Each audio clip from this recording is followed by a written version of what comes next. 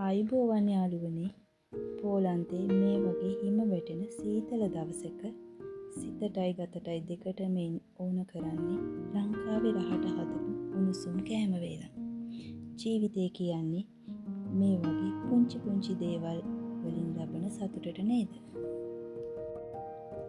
පිට රටකට වෙලා මේ වගේ ලස්සන ලෝකයක හිටියත් හිතේ එක කොනක ලොකු අඩුවක් හැමදාම තියෙනවා. ඒ තමයි මගේ පවුලේ අය. මගේ සුදු පුතා එයාගේ හිනාව ගෙදර අය එකට ඉඳන් බත් කටක් කාපු ඒ කාලය, ඒ මතකය තමයි අද මාව මේ හීතල අස්සේ ජීවත් කරවන්නේ. ඉතින් යාළුවනේ මම දැන් හදන්න යන්නේ පෝලන්තේ නැවුම් ඌරුමස් වලින් හදපු කළු පොළු ඌරුමස් කරියක්.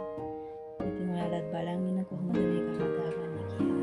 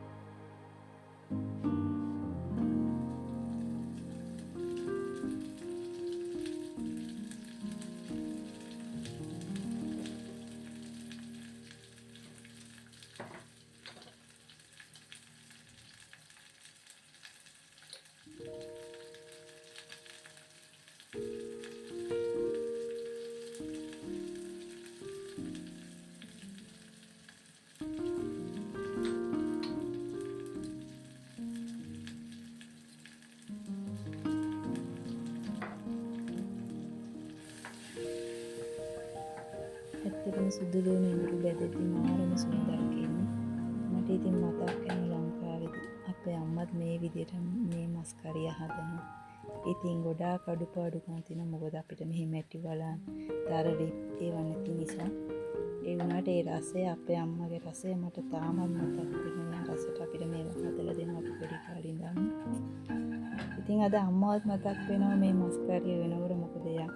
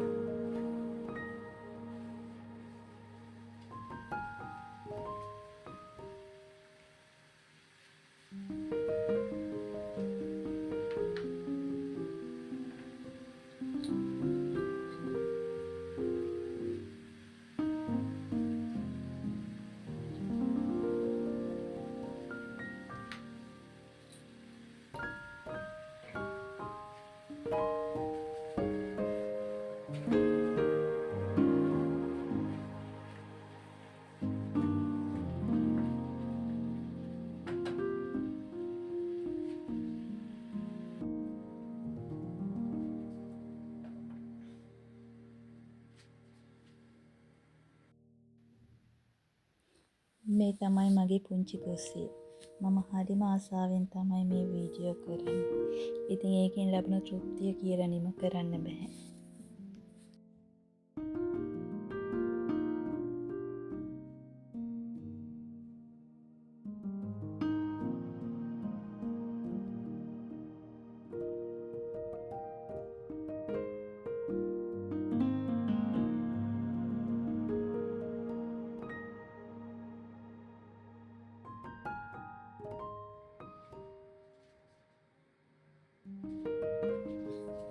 දැන් ඉතින් මම ඌරුමස් කරියත් එක්ක කන්න බෝංචි කිරට තමයි හදාගන්න යන්නේ.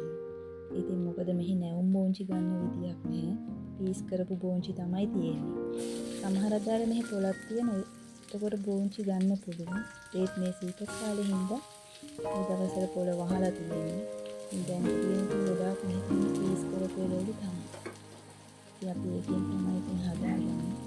රට ජීවිතේ හිතන තරම් සුන්දර නෑ. කටුකයි ගොඩාක් අපේ කෑම බීම අපිට ලැබෙන්නේ නැහැ. ඉතින් මේ විදිහට තමයි අපි කොහොමද හරි ගලපගෙන කන්නේ.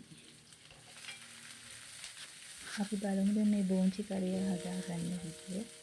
ඉතින් මං හිතනවා ගොඩාක් අය මේ විදිහට තමයි බෝංචි කරියක් හදාගන්නේ කියලා. ඒක වෙනස් විදියක් තියෙනවා නම් පල්ලෙහෙන් කමෙන්ට් එකක් දාන්න. යාළුවනි ඔයාලා තාමත් මගේ channel එක subscribe කරලා නැත්නම් දැන්ම subscribe කරලා තියාගන්න.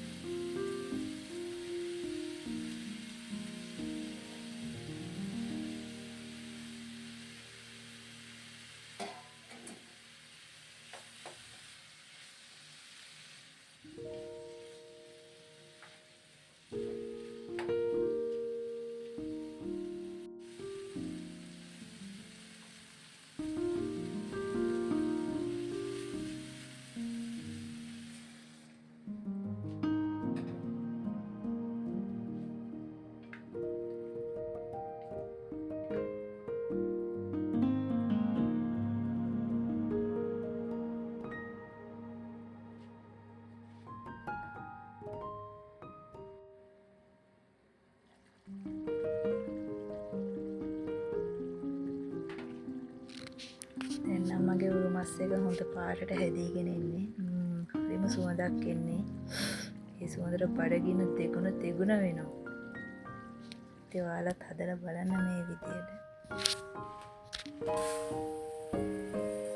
ඉතින් මට මේ මස් කරිය සුන්දරනට අපේ තාත්තා මතක් වෙනවා. මොකද අපි ගෙදර මේ මස් කරිය හදන දාට එයා කොයි හිටියත් කඩේට ගිහලා ටක් ගාලා රෝස් පාන් අරන් ඇවිල්ලා පොල් එක ගාලා අපිට කන්න දෙනවා. ඉතින් එයාද නැති වුණත් ඒ මතකය හැමදාම සුන්දරයි. ඉතින් මට මගේ තාත්තවත් මතක් වෙනවා. දැන් නම් බෝංචි එක ඉදිරිය ඉවරයි. දැක්කනේ යාළුවෝ ලස්සනට කොළ පාටට ඒක ගන්න ඕනේ. නැත්නම් ඒක නැවුම් ගතිය යනවා. ඉතින් ඔයාලත් මේ විදිහට ලස්සනට හදාගන්න. මේ තමයි මං ආසම සලාද. ගර්කින් සලාද. ලංකාවේ නම් අපි පිපිඤ්ඤා කරනවා. ඉතින් මෙහි පිපිඤ්ඤා නෑ, ගර්කින් තමයි තියෙන්නේ. මං කැමතිම සලාදයක්. ඉතින් මම මේක නැතුව නම් බත් කන්නේ. මං ගොඩාක් වෙලාවට මේ සලාදේ අනිවාර්යෙන් කනවා.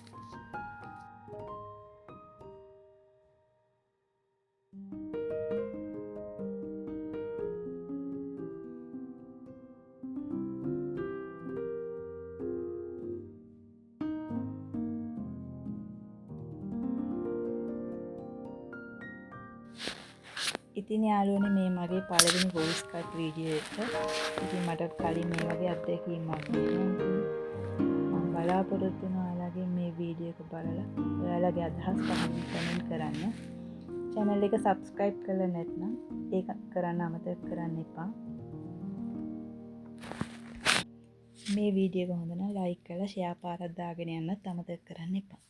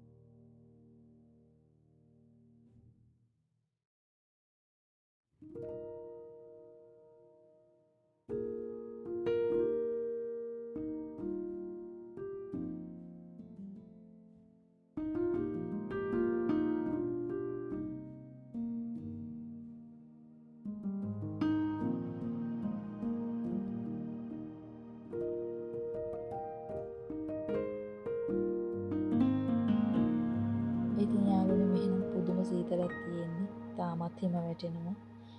ඉතින් මේ වගේ වෙලාවට උණුවෙන් බත් කටක් කන එක තරම් දැනෙන සතුටක් කියා ගන්න බෑ. පිටරටක හිටියත් අපේ හදවත හැමදාම තින්නේ අපේ ආදරණීයන් ළඟයි. ඉතින් අපි රස බලමු මේ කෑම වේල කොහොමද කියලා. හරිම සුවඳක් එන්නේ.